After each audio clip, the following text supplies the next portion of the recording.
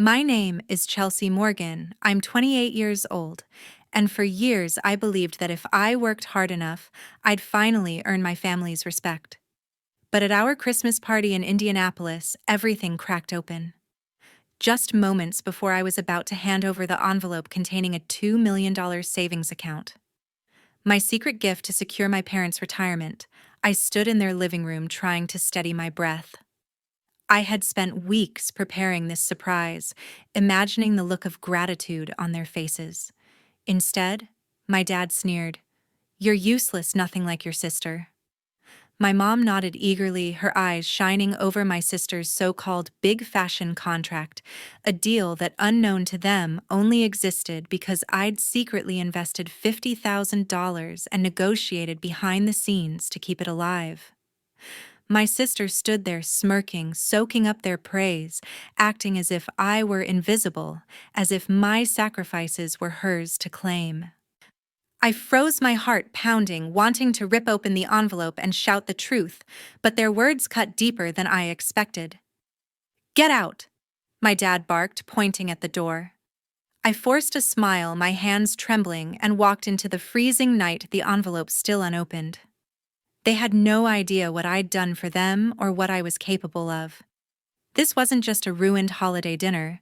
It was the moment I decided to stop begging for their approval and start reclaiming my worth. What happened next changed everything, and I promise you won't believe how it unfolded. Before I share the rest of my story, tell me in the comments what time it is, where you're watching, and which city you're in, so I can see just how far my story has traveled. Growing up in Indianapolis, I was always compared to my sister Heather.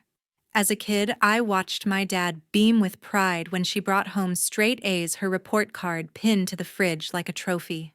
My mom would nod, saying, "Why can't you be more like her?" Heather's debate team victories and school play leads were the family's pride, while my quiet efforts, math competitions, volunteer hours barely earned a glance. Their words stung, carving a hollow space inside me, but I swallowed the hurt and kept going. I remember one summer as a teenager sitting at the kitchen table sketching out my dreams of financial independence. My dad walked in, saw my notebook, and scoffed, "You're wasting time. Your sister's out there shining." I clenched my pencil, forcing a nod, but inside I vowed to prove him wrong. Heather's ambition was loud. Her plans to conquer the fashion world filled every dinner conversation. My parents hung on her every word, urging me to follow her lead. But I wasn't her.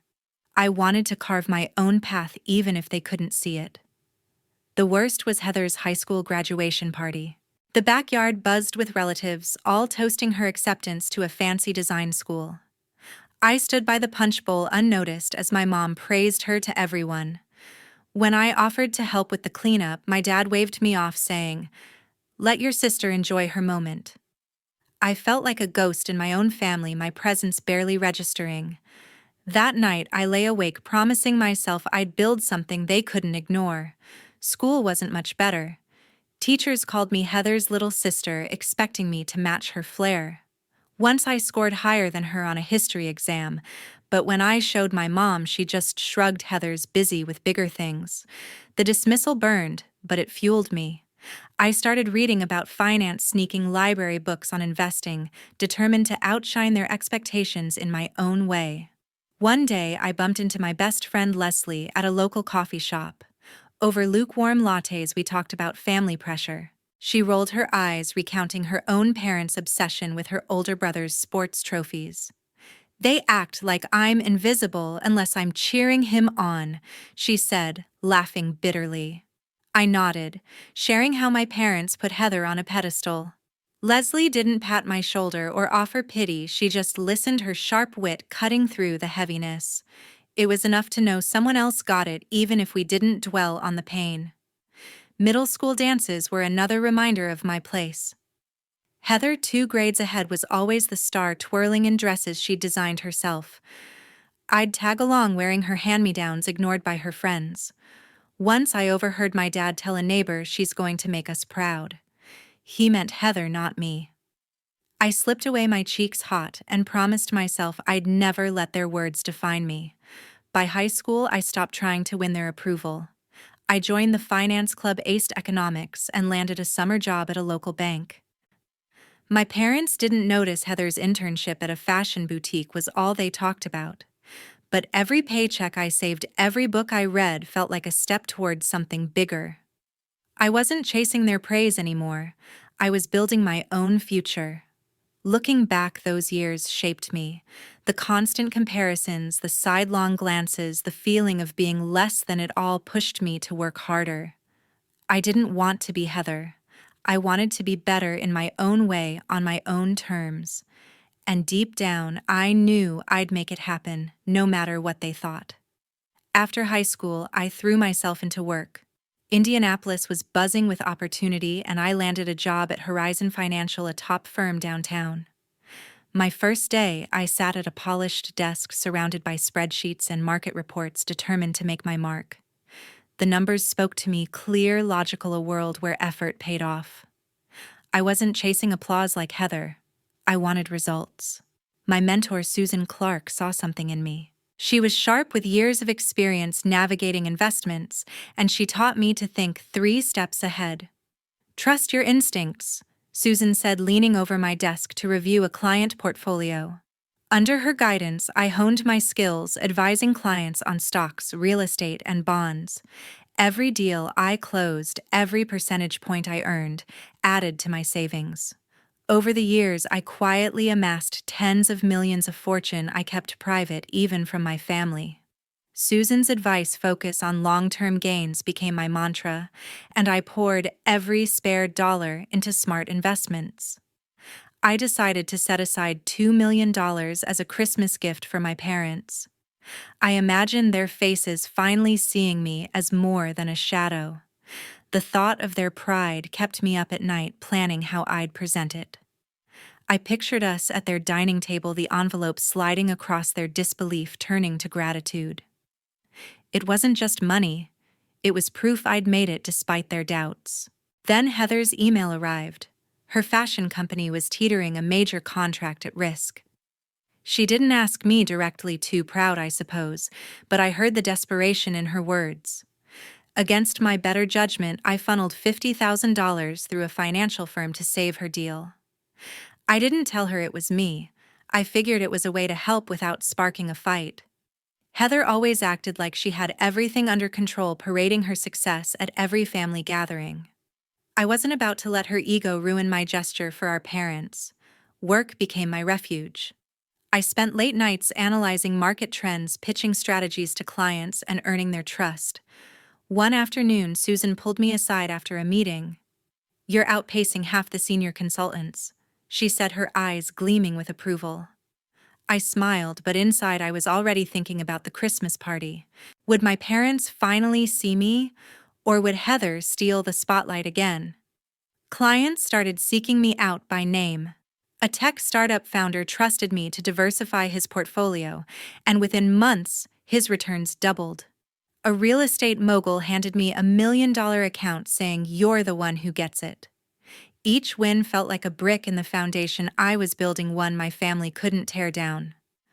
But doubts lingered. Would $2 million be enough to change their minds? I kept my savings a secret, even from colleagues. At Horizon, I was just another consultant, not a millionaire. I drove a modest car, lived in a simple apartment, and avoided flashiness. Heather's world was all about appearances, designer clothes, glitzy events. Mine was about substance. Susan noticed my restraint and nodded approvingly. "You're playing the long game," she said once over coffee. I nodded back, thinking of the envelope I'd prepared. As Christmas approached, I finalized the gift. I transferred the $2 million into a secure account ready to hand over at the party. I didn't tell Heather about my investment in her company.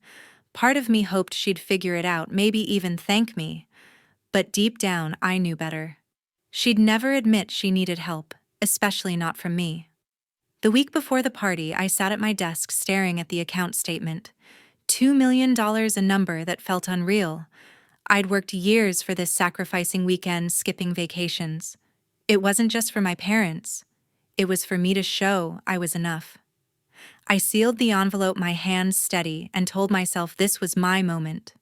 Whatever happened at that party, I was ready to face it. 3 days before the Christmas party, I checked my work email. A message from the financial firm handling my investments caught my eye. A routine update, but buried in the attachments was a bombshell. The bank statement for Heather's fashion company showed a string of overdrafts and unpaid vendor invoices. My stomach dropped as I cross-checked the numbers. Her business was a house of cards propped up by the $50,000 I'd quietly funneled to save her big contract. Without my money, she'd have crashed months ago. I leaned back in my chair, the screen glaring back, and felt a mix of anger and disbelief. Heather had been strutting around acting untouchable, while I'd been her invisible lifeline. The next day, I saw Heather's latest social media post. She was posing at a glitzy fashion event, all smiles, captioning it, "Living the Dream." My jaw tightened. She was selling a lie, and my parents bought every word. I remembered their voices at past dinners praising her ambition while dismissing mine. I pushed the thought aside, focusing on the gift. I'd worked too hard to let her facade ruin my moment. I spent the following evening preparing for the party. I chose a simple navy dress, nothing flashy, and tucked the envelope into my purse. My hands shook slightly as I rehearsed what I'd say. "This is for you to retire comfortably." I wanted them to see me, really see me for the first time, but doubt crept in. Would they even care? Or would Heather's charm overshadow everything again? At the office, I buried myself in work to stay calm. A client called, thrilled about a stock I'd recommended that had spiked 10%. I smiled, jotting down notes, but my mind wandered to Heather. Her email from months ago replayed in my head, vague, confident, never mentioning her debts. She'd always been good at hiding the truth, even when we were kids. I shook it off, focusing on a new investment plan, but the unease lingered. By the night before the party, I was a bundle of nerves. I double-checked the account details, the numbers crisp and final. I imagined my parents' faces softening, maybe even tearing up. But then I saw another post from Heather, a photo of her in a designer gown captioned, "Ready for the holidays." The knot in my chest tightened. She was still playing the star, oblivious to how close her world was to collapsing. I went to bed restless, my hope fraying. I wanted to believe my parents would value my gift, but Heather's act was so convincing. I tossed and turned, picturing the party.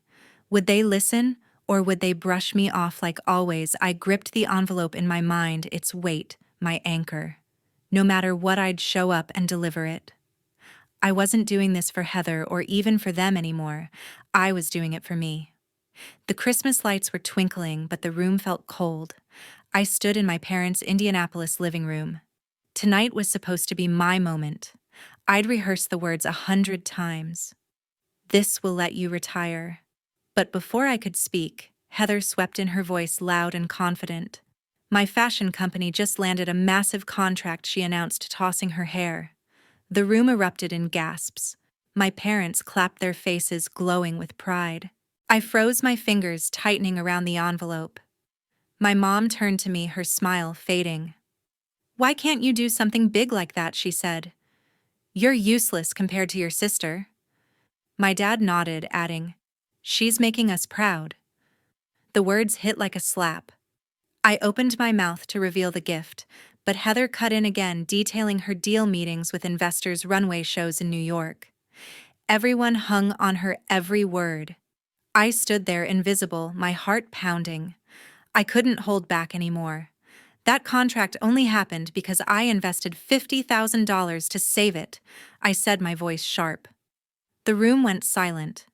Heather's eyes narrowed, then she burst out laughing.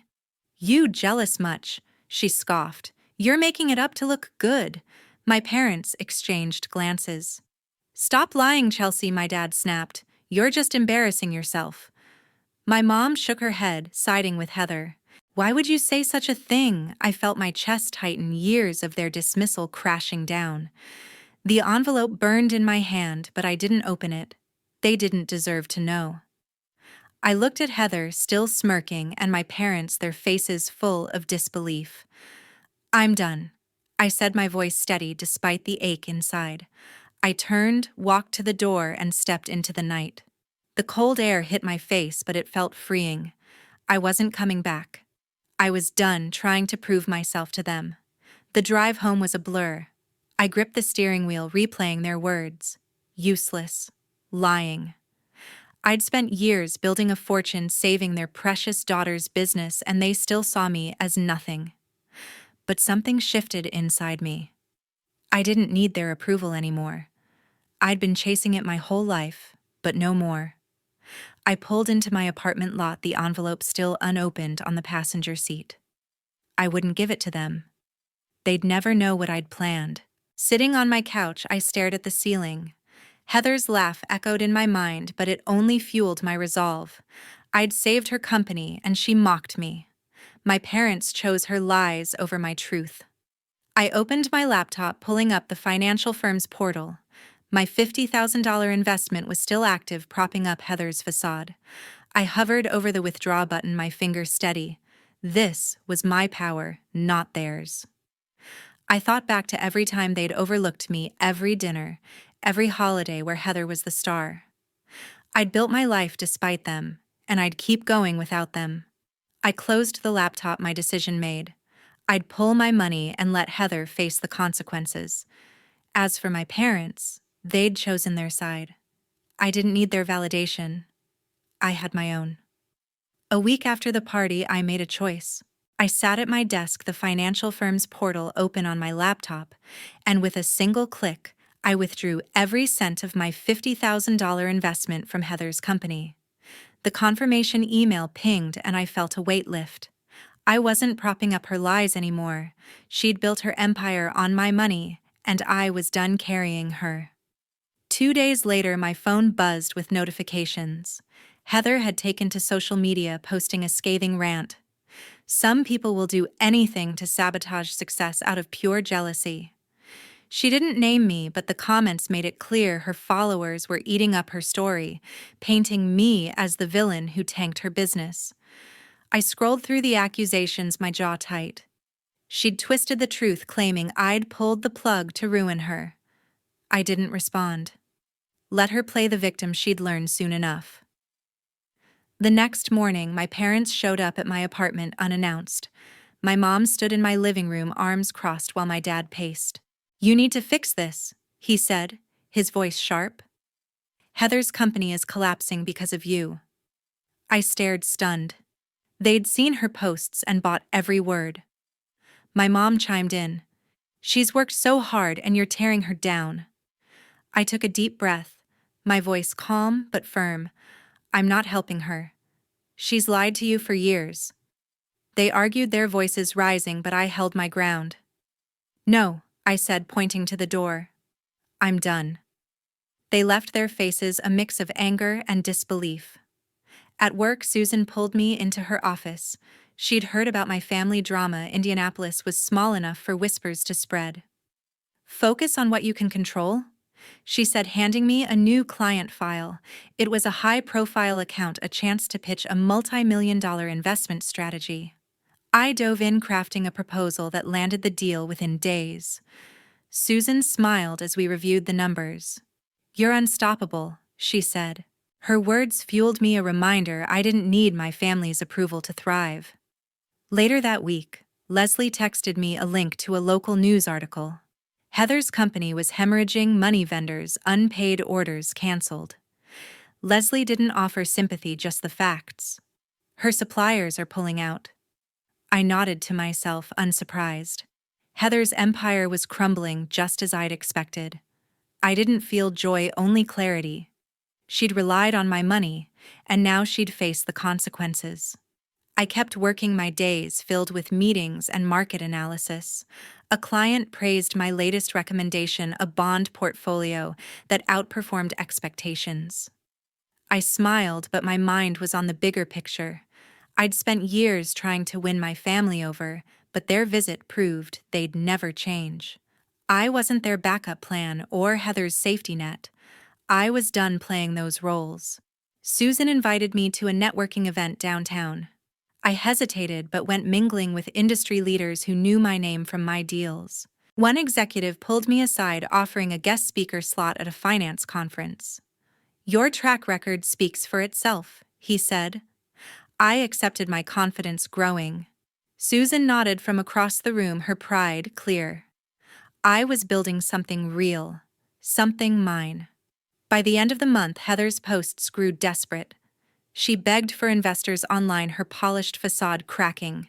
I didn't reach out. My parents called once more, leaving a voicemail. "You're breaking this family apart." I deleted it without replying. Their loyalty to Heather blinded them, and I wasn't going to beg for their respect anymore. I sat in my apartment that night, the city lights visible through my window. I'd made my choice, not just to pull my money, but to walk away from a family that never saw my worth. I was free, and for the first time that freedom felt like power. 6 months later, Leslie sent me a news article. Heather's fashion company had collapsed, its bankruptcy splashed across local headlines. Vendors had walked away, and her big contract was void. Social media, once her stage turned brutal, former fans called her a fraud. I skimmed the article unsurprised. Without my investment, her house of cards had fallen. Then my phone buzzed with a text from Heather. "I need your help. Please." She wanted money to restart her business. I stared at the screen, her words hollow. "No." I typed back, my fingers steady. "I'm done with you." I hit send and blocked her number. I wasn't her safety net anymore, and I had no interest in being part of my family's drama. My parents were struggling too. Leslie mentioned they'd sold their second car and were listing their vacation cabin. They'd banked on Heather's success, assuming her fame would secure their future. Now, with her company gone, they were scrambling to cover bills. I felt a pang, but it passed. They'd chosen her over me time and again. I wasn't going to bail them out. I'd offered them $2 million once, and they'd called me useless. That door was closed. Work kept me grounded. I was closing bigger deals, my reputation growing at Horizon Financial. One evening, at a client's gallery opening in Indianapolis, I met an architect, Matthew Ryan. He approached me with a warm smile, asking about my thoughts on the building's design. We talked for hours, not about money or status, but about ideas, structure, balance, dreams. His respect for my insights felt new, genuine. Over coffee the next week, he listened as I shared my ambitions, never once comparing me to anyone else. It was the start of something real, built on mutual admiration. Leslie kept me updated on my family, her texts short and factual. "Your parents are downsizing their house," she wrote one day. Another time, Heather's pitching to new investors, no luck. She didn't offer pity or push me to reconnect, just laid out the truth. I appreciated that. It confirmed what I already knew: my family's world was unraveling, and I wasn't responsible for fixing it. At the office, I landed a major client, a tech CEO who trusted me with a $10 million portfolio. I crafted a strategy that diversified his assets, earning a 20% return in months. He shook my hand, saying, "You're the best in the game." I smiled, but my mind drifted to Matthew. We'd gone hiking last weekend, laughing as we navigated a muddy trail. He didn't care about my wealth, only my ideas. It was a relief to be seen for who I was, not what I could give. One night, Heather showed up at my apartment unannounced. Her designer clothes were gone, replaced by a plain jacket. "I'm sorry," she said, her voice shaky. "I need a loan just to get back on my feet." I looked at her, the sister who'd mocked me, who'd built her life on lies I'd funded. "You made your choices." I said, my tone even. "I'm not your bank." She pleaded, tears in her eyes, but I closed the door. I felt no guilt, only resolve. I'd spent too long carrying her weight. My parents called the next day, their voices tense. "You're abandoning us," my mom said. "Heather needs you." I cut her off. "I needed you once. You weren't there." I hung up, my heart steady. They'd pinned their hopes on the wrong person, and now they were paying the price. I wasn't their fallback plan. Matthew and I went to dinner that evening.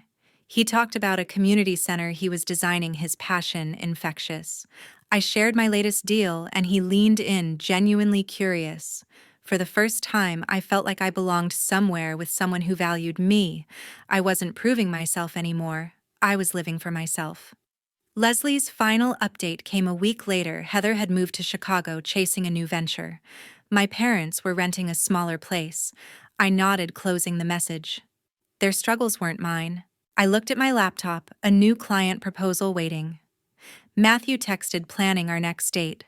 I smiled, free at last. 2 years later, I stood on a conference stage. The ballroom in downtown Indianapolis buzzed with finance professionals, their eyes fixed on me. I was a millionaire now, my wealth built through years of smart investments. As the keynote speaker, I shared my journey, how I rose above my family's dismissal to carve my own path. They called me worthless. I said, my voice steady. But I learned my value doesn't come from their approval. The crowd nodded, some jotting notes, others leaning forward. I spoke of resilience, of trusting my instincts, and how hard work turned rejection into strength.